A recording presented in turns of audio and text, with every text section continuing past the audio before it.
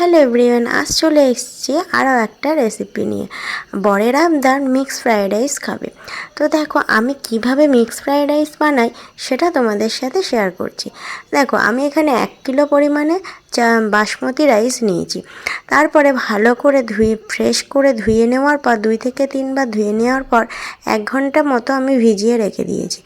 তারপরে জলটা ঝরিয়ে আমি ফেলে দেবো না, ওই জলটা আমি রাইসের মধ্যে দিয়ে দেবো। এদিকে দেখো চাল ভেজানো জলটা আর একটু পরিমাণে জল আমি এখানে একটা হাঁড়িতে বসিয়ে দিয়েছি।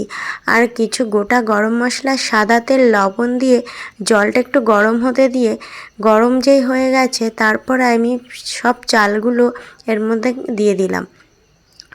চালটা আমি 80% সিদ্ধ করে নেব, এর বেশি কিন্তু সিদ্ধ করা যাবে না। তো দেখো আমি এই দিকে দেখো কি কি সবজি নিয়েছি। তো ভাতটা ওইদিকে হতে থাকুক, রাইসটা ওইদিকে হতে থাকুক, তার মধ্যে দেখো এদিকে আমি তোমাদের দেখিয়ে দিচ্ছি। এদিকে আমি নিয়েছি মাটনের ছোট্ট ছোট্ট করে টুকরো টুকরো করে নিয়েছি মাটনগুলো। আমি মাটন দিচ্ছি, কেউ মাটন দিয়ে করে না। তোমরা হয়তো বলবে মাটন দিয়ে কেন করছি, কারণ আমার শাশুড়ি মা চিকেন খান না, তার জন্য আমি মাটন দিতে বাধ্য হচ্ছি। তো দেখো মাটনটা আমি সয়া সস, গোলমরিচগুলো আর লবণ দিয়ে ম্যাগনেট করে রেখে দিয়েছিলাম। আধা ঘন্টা মতো ম্যাগনেট করে রেখেছি। তারপরে চিংড়ি মাছটা শুধু গোলমরিচ গুঁড়ো দিয়ে ম্যাগনেট করে রেখে দিয়েছি। এরপর আমি বড় একটা কড়াই নিয়েছি, যেহেতু আমার অনেকটা করতে হচ্ছে তার জন্য আমি বড় কড়াই নিয়েছি। তো দেখো তারপরে আমি এদিকে চারটে ডিম ফাটিয়ে আমি নিয়েছি, বড় বড় ডিম। তো ডিম ফাটিয়ে ডিমটা একটু বেশি তেলে ভাজতে হয়, তাহলে কি ডিমের জুসি ভাবটা নষ্ট হয় না। তো দেখো ডিমটা একটু ভাজা হয়ে গেলে আমি ডিমটা গোলমরিচ গুঁড়ো আর লবণ দিয়ে ভেজে নিয়ে তুলে নিলাম। তারপরে দেখো মাটনগুলো আমি একটু ঢাকা দিয়ে সিদ্ধ হয়, যাতে নরমাল আগুনের আঁচটা কমিয়ে দিয়েছি, আমি কমিয়ে দিয়ে সিদ্ধ করে তারপরে মাটনটা আমি তুলে নিয়েছি। তারপরে ওই তেলে আরেকটু তেল দিয়ে দেখো চিংড়ি মাছটাও ফ্রাই করে তুলে নিলাম। এরপর আরেকটু পরিমাণে তেল দেব, তারপরে আমি দিয়ে দেবো। আর হ্যাঁ, আমি ঘিটা বেশি পছন্দ করি না বলে তার জন্য বেশিরভাগ জিনিসই আমি সাদা তেল ব্যবহার করি। তো দেখো সাদা তেল দিয়ে তারপরে আমি রসুন কুচি দিয়ে দিলাম আর পেঁয়াজ কুচি দিয়ে দিলাম। পেঁয়াজ কুচি আর রসুন কুচি একটু সিদ্ধ হয়ে গেলে, বেশি লাল করে ভাজা যাবে না, সিদ্ধ হয়ে গেলে মানে কাঁচা ভাবটা চলে গেলে তারপরে এর মধ্যে দিয়ে দিলাম গ্রেট করা আদা। তারপরে এর মধ্যে দিয়ে দিচ্ছি আমি গাজর কুচি, ক্যাপসিকাম কুচি, বিনস কুচি। তো তোমরা এর মধ্যে চাইলে আরও সবজি অ্যাড করতে পারো।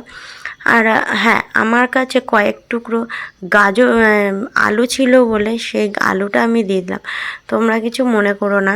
তো আলু কেন দিলে, মানে খুঁজেও পাবে না, আলুগুলো ফেলে দেবো তার জন্য আমি দিয়ে দিয়েছি। তো যাই হোক, তারপরে এর মধ্যে দেখো আমি একটু গোলমরিচগুলো আর লবণ দিয়ে এটাকে ভালো করে ঢেকে সিদ্ধ করে নিয়েছি। তারপরে আমি দিয়ে দিয়েছি ধুয়ে রাখা কিশমিশ আর কাজু বাদাম একটু ভেঙে দিয়েছি, কারণ আমাদের কাজু বাদামটা কেউ খায় না, তার জন্য আমি কাজু বাদাম একটু ভেঙেই দিই। দেখো সবজিগুলো ভালো করে সিদ্ধ হয়ে গেলে এর মধ্যে আমি দিয়ে দিচ্ছি সিদ্ধ করা রাইসটা। আমি জল ঝরিয়ে রেখে দিয়েছিলাম, সেই রাইসটা দিয়ে দিলাম। রাইসটা দেওয়ার পর আমি এর মধ্যে বাড়িতে মিক্স ফ্রাইড রাইসের যে মশলাটা করে রাখি, তো সেই মশলাটা দিয়ে দিলাম। তারপরে দিয়ে দিলাম গরম মশলা। তারপরে একে একে সমস্ত কিছু আমি দিয়ে এটা ভালো করে মিশিয়ে নেব। ও হ্যাঁ, এর মধ্যে আমি দিয়ে দেবো সামান্য পরিমাণে ঘি। তবে হ্যাঁ, ঘিটা আমি এখন দেবো না, আমার পরিমাণটা তুলে নিয়ে তারপরে বাকিটা আমি ঘি অ্যাড করব। হ্যাঁ, এর মধ্যে তার আগে আমি দিয়ে দিলাম কেওড়া জল আর গোলাপ জল। এই হচ্ছে আজকের মিক্স ফ্রাইড রাইসের রেসিপি। তো কেমন লাগলো কমেন্ট করে অবশ্যই জানিও। আর ভীষণ টেস্টি হয়েছিল, ভীষণ টেস্টি। আমি এইভাবেই করি। তো বরের আবদার তো মানতেই হবে, তাই না? আর এর সাথে যাচ্ছে হান্ডি মাটন কারি।